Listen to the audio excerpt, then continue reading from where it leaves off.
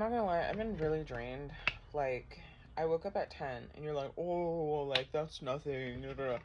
For me, I feel like when I'm the more that I sleep in, the more that I feel like it was just a bunch of, like, drainage, like, building up over time on my body, and finally being able to rest. Like, for me, I can be so fucking exhausted, but my mind is very hyperactive.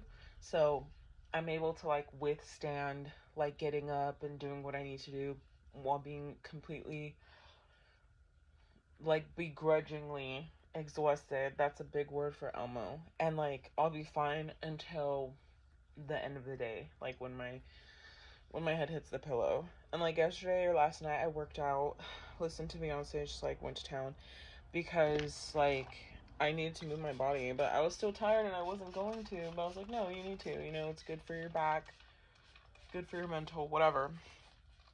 But that's how I know that is the only times that I'm able to sleep in.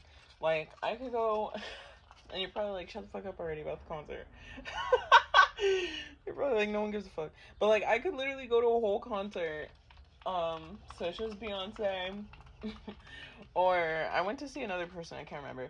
Like I could go to a concert, come home at 3 in the morning, like freaking sleep at 5 in the morning, wake up, go to work. Like I could do that, but like I can't do that over time. Like I can't just walk around like a zombie over time because obviously, you know, it gets to a point where you're just like, okay, I gotta sleep in. So yeah.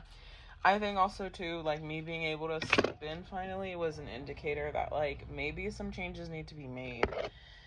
I think I was just going through a lot the previous weeks. Within the like past like 80 months. I'm just kidding. Like just within the past few weeks, I feel like I've just been going through a lot and like maybe I was finally able to like relax. That's why I love breaks so much, because should I decide to sleep in, like I don't have anywhere to be the next day. But that's the trap, because I love having somewhere to be. I love being busy. I love making money, and I love food, and I love reading, and I love going shopping, and I love being a woman. I love having womanly things to do. I love, you know, running errands like the big mama that I am. Like, I love it all, but I just have not really been able to get out of bed. I love watching a rom-com. Literally this morning I was watching How to Lose a Guy in 10 Days. Honestly, I have not watched that movie all the way through. So I started watching it last night. And I'm not really big on movies and shows. Like I don't like sitting down to watch a movie all the time. Unless it's something that's like really piquing my interest. Where the fudge is my hairband? But I didn't realize till I was like already 50 minutes into the movie that I was watching the movie, and I was like, wait, like this is actually, I'm enthralled right now. I had just gotten out of the shower. I had just done my skincare, everything. And before that I was watching Trisha Paytas, but then I jumped in the shower because I like to just leave my stuff playing when I'm in the shower so I don't have to like come out and put the thing on and log back into my laptop and stuff. So it was on when I was in the shower, and no, it was actually, yeah, Trisha was on when I was in the shower. Then right as I got out, the movie started playing, because there's movies that you could watch free with ads on YouTube. But I have like Prime. I don't have Netflix, because what is it, $24 a month? At that point, you might as well just get anything else that you can get both streaming services at one for one price, because Netflix is tripping. And a lot of the movies on Netflix, except for obviously the Netflix originals, are on Prime or Disney.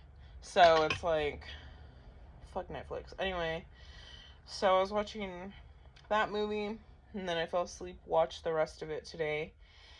And it made me realize that, like, I want to be in love. I don't want to be doing things that aren't that. Like, I don't want to be, like, settling for things that I don't have to be settling for. And I know it's just a movie, and it's a movie, it's not real. But, like, to me, it is real. It was real to me. She's very gorgeous to me. It's real to me, all right? And to be honest, I've already withstood, withstanded.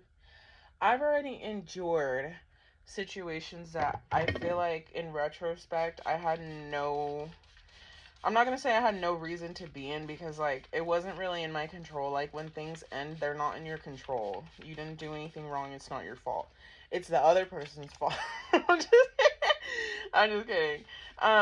Sometimes it's, you can't put blame on the other person. You can't do anything about it. Things happen for a reason. You know what I mean? Especially when it comes to like dating woes and what have you and whatnot.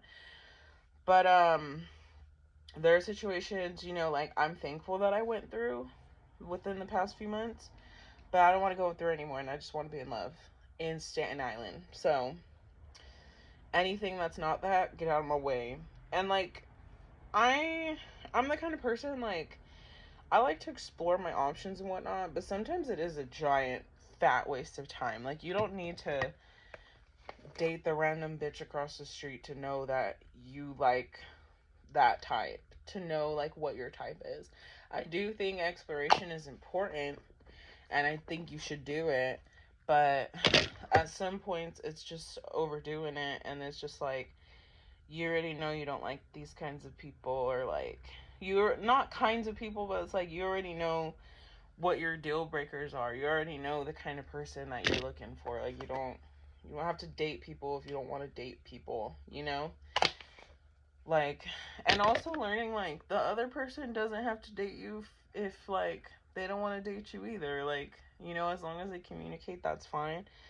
But like, I think like playing the dating game and just having in mind, like, just because you guys like each other doesn't mean you have to date.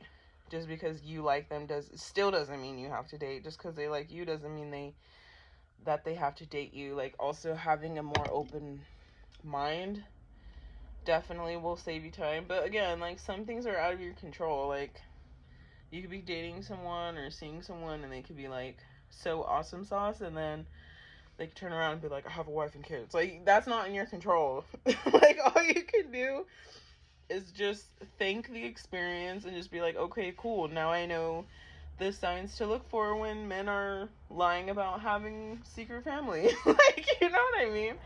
I don't know. I do think experiences are important, but I feel like I'm a very self-aware person that, like, I don't need to be dating a man with a secret family to know I don't like men with secret families. I don't need to be knowing that this guy is potentially a womanizer and dating him and then finding out he's a fucking womanizer. Like, you know what I mean?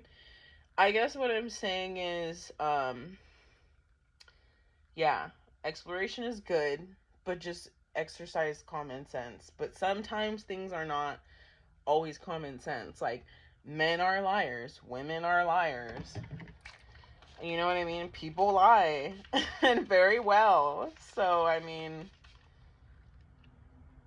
two tears in a bucket and fudge it is what my mom says. So, whatever, dude, YOLO. But I do think, like I said, exploration is good.